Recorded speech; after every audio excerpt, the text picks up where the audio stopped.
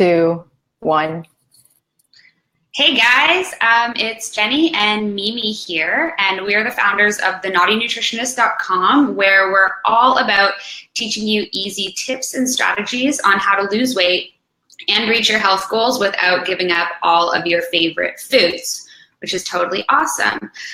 So welcome to another week of Diet Talk. Sorry, we're coming at you a little bit earlier this week. We both have plans tonight that we couldn't really back out of. We usually come on at 7, but we're here in the afternoon, so we don't really know how many people are joining us today, but that's okay. You can always save the little video for later. And it's a special one this week. It's something that, it's a diet, but not really a diet.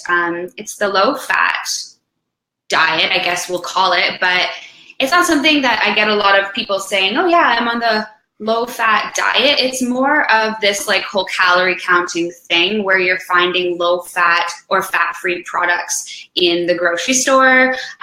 You've been told to eat margarine rather than butter, or avoid egg yolks, or whatever the reason. So it's kind of like this hidden dieting idea that we have, rather than a diet itself. But it's very interesting because we think fats are awesome. So we're just gonna kind of dive into it and tell you where it all came from and what you can do instead, or how you can apply healthy fats to your diet. So the low-fat diet. It's a very common misconception that we should be avoiding dietary fats because fat equals body fat, is so we've been told over the years, right? It's simply not true, and it has been debunked numerous times over the past couple decades, I would say. Fat in excess, not good for you, just like carbs in excess or protein in excess, but fat is a macronutrient, meaning that we need it for our bodies to survive, particularly for energy and for brain health. So avoiding fat or using fat-free products isn't necessarily going to be better for you. There's never one singular thing that causes weight gain. It's generally an overall diet. So fat equals fat on body is not, it's just not true. And we're gonna the history of the low-fat diet craze is kind of interesting. And it's really something, it's actually really interesting because it kind of got us fatter over the years. I don't really remember when it all kicked off because it was the late 70s and early 80s when the low-fat dieting or diet craze came into play, or who would call it the fat-free era. It's a time when we became terrified of all sources of dietary fats for fear of weight gain. It was kind of brought on by, I guess, studies were put out that said that essentially what was happening is everybody was eating crappy and people were gaining weight, and they came out with studies saying that it was being contributed by fat or like meats, like highly processed meats, burgers, red meat, etc. So people started creating fat-free products, which did not help at all, because when you take fat out of a food, you're left with something that's bland and boring and tasteless, because fat is tasty.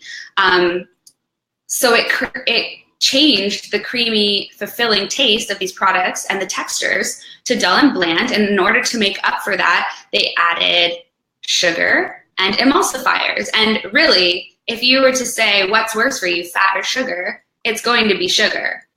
Like, absolutely, no doubt, sugar is worse for you. Like, white refined sugar is much worse for you than fat. So now you have products that are fat-free, but they have sugar and man-made chemicals added to them, and it didn't help our health at all or our waistlines. So the low-fat diet craze, the fat-free diet craze is when the rate of obesity in North America actually skyrocketed.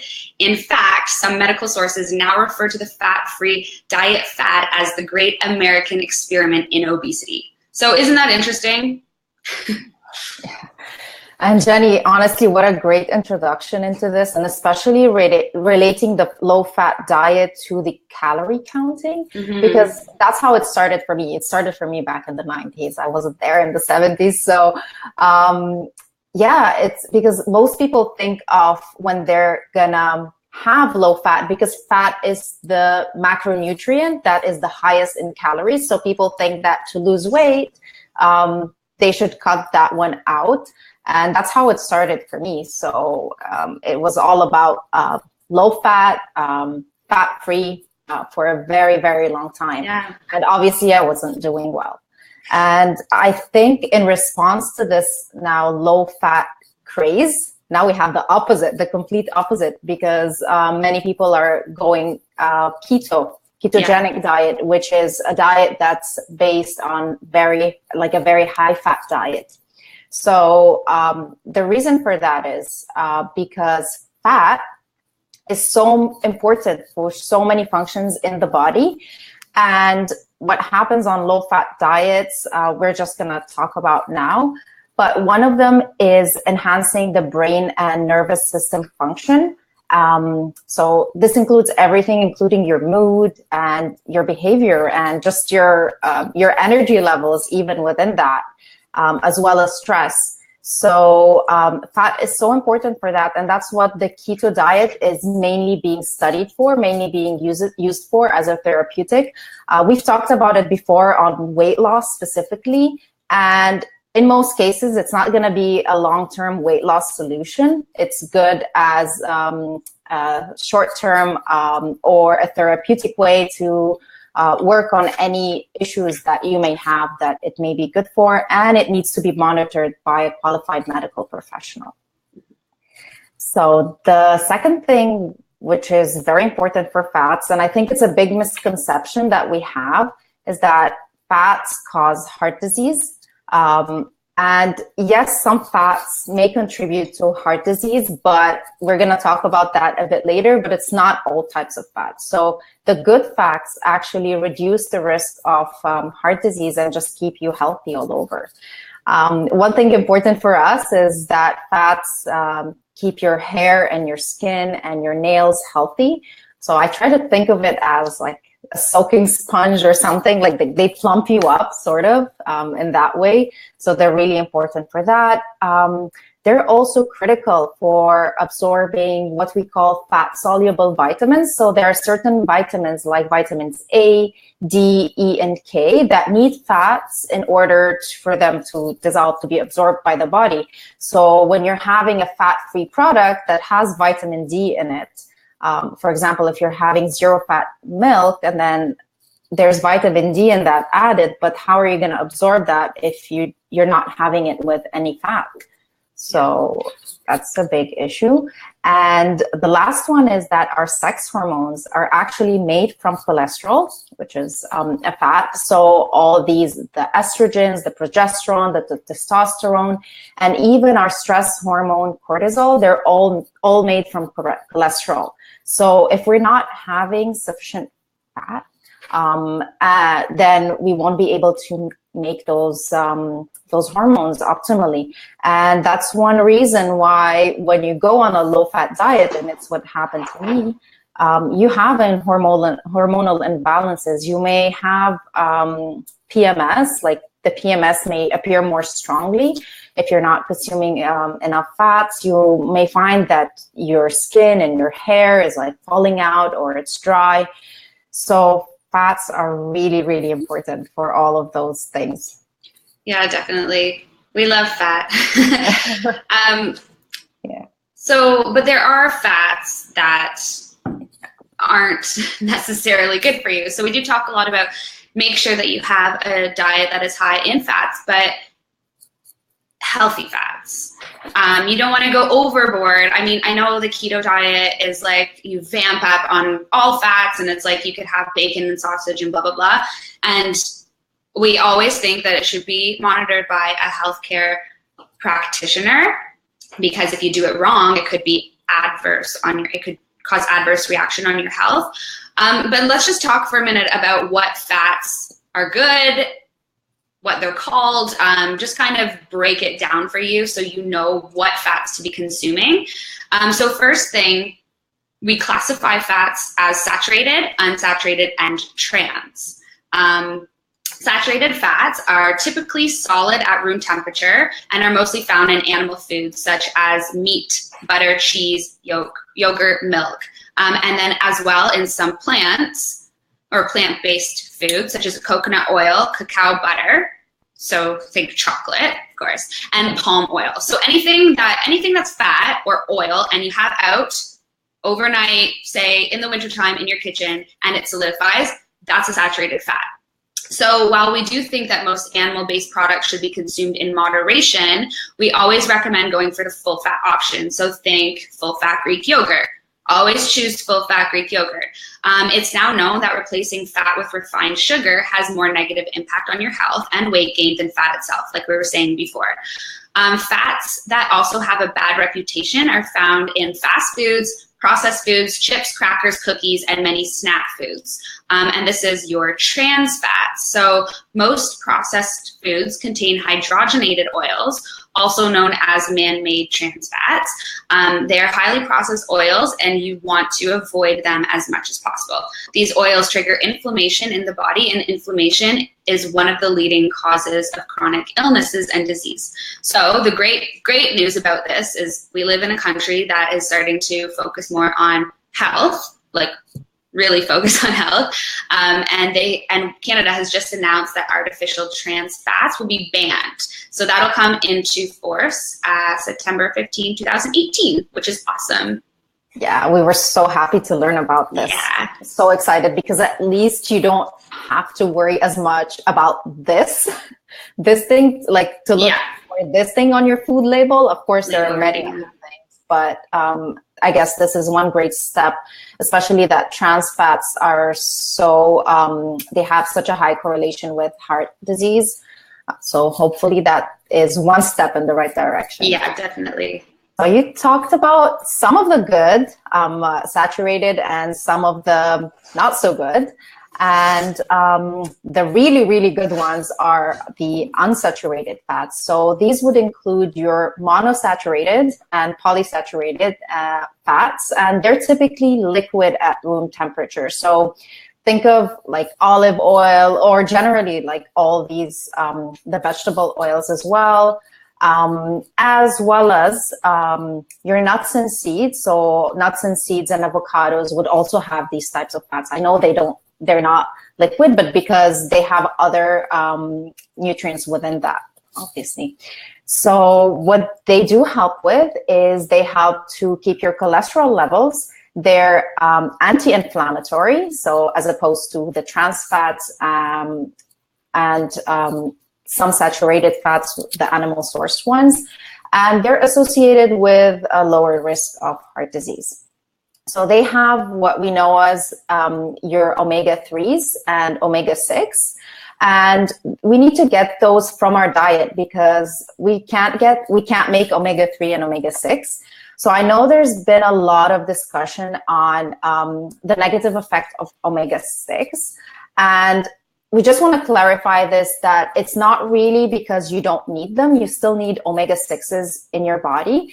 But the reason for that is because we're consuming too much omega-6, because most vegetable oils, which are in everything that we buy, so from eating out to snacks and meals and all of that, are mostly high in omega-6. So we're lacking the omega-3. So I think the issue is more with the ratio of omega-3 to omega-6, and the ideal ratio is 1 to 3.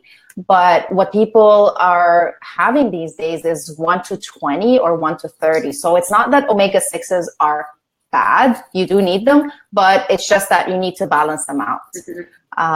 So what about those healthy fats? You can find healthy fats in your fish, salmon. We love that. It's a weekly staple. In eggs, in all your walnuts and Brazil nuts and almonds and pistachios. Yeah, we don't eat a lot of pistachios, but I love them too. They're expensive. Yeah. And as well as your olive oils, coconut oil, and avocados again. And foods typically, so we say coconut oil here and with saturated, but a lot of foods, they have both saturated and unsaturated, but we define them by the amount that they have the higher of. So yeah, I think one last thing about fats, I think that is very important is the heating points or the cooking points. So a lot of fats could be really good for you when they're in room temperature, but once you decide to cook with them or heat them to a high temperature, it causes them to oxidize. So this creates free radicals, and it's not, obviously, it's not something that is desirable. You can tell that, I think, sometimes when you're cooking and the oil starts to smoke, that's one way of telling. You can tell it by the smell. So if you have an oil that's in your pantry and it's sort of smelling off, because oxidation can happen from heat, and it can also happen from the storage. If it's been stored for too long, if it hasn't been closed properly. Some oils like olive oil, they're better stored at dark container and like away from light. So it's, I think, the smell, the taste, obviously you can tell, and the smoke point. So for the smoke point, the best oils we like for cooking are ghee or clarified butter. Butter is also great at not a very high temperature. So I would say maybe around 350, 400. Coconut oil and avocado oil is one of the highest smoking points. So it can, I believe, go up to around 450, 500. On that. And I think we always get a question on olive oil, and we've done some research on that. So you can still cook with olive oil, it just needs to be at a lower heat. Yeah. Like, so I saute with olive oil, like medium to low. I generally use avocado, and avocado oil is expensive. It's worth it for your health, but you can get it at Costco at a much cheaper price. Yeah. So if you have a Costco membership, try to buy in bulk there. That's just one good tip that I've learned along the ways. But yeah. Yeah, so that's it from us today. If you have any questions, that just feel free to drop them below. And if you're sick of dieting, if you don't want to follow all these different diets out there, we've created a great free ebook that's all about our secrets to never diet again. And you can download it below and above this video. So we're going to post the link both. So download the 10 Naughty Secrets to Never Diet Again. And we'll see you again next week. Bye-bye. Bye, guys.